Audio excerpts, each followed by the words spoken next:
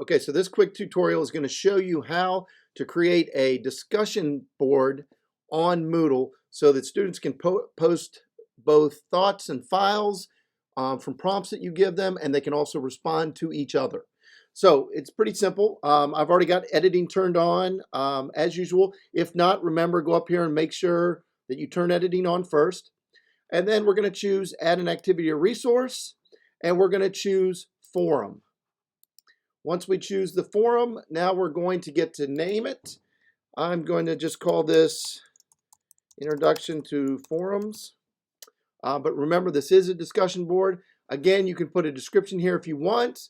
But in order to get the description to show up, you'd have to click that box. I would then expand all so we can talk about this.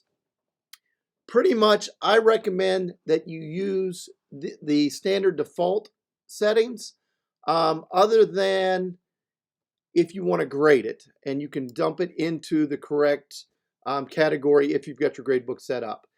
If you do, you're going to need to make sure that you've got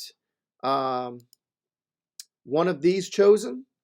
I would simply put the count of ratings and then your maximum grade of 100. And then here, if you want to restrict the range that the students have access to this, you can do that by checking this box and then choosing when the students have access. What this ensures is that the student doesn't wait till the last week of classes and then they go back and do all of their discussion board requirements. But that's totally personal preference. Then you would just come back down here, hit save and return to course. And now we have our discussion board set up. So the next step would be to click on Introduction to Forums or that, and now you can add the new discussion topic, or the student can. They would simply title their subject, type in their message. They can add attachments if they want here, and then they would post to the forum. So let's do a quick one, just so you can see what it looks like. And you'll see that the first discussion thread was started by me, and then the students could come in and hit test. They would see this, and then they would hit reply, and so on, and it would build a thread there.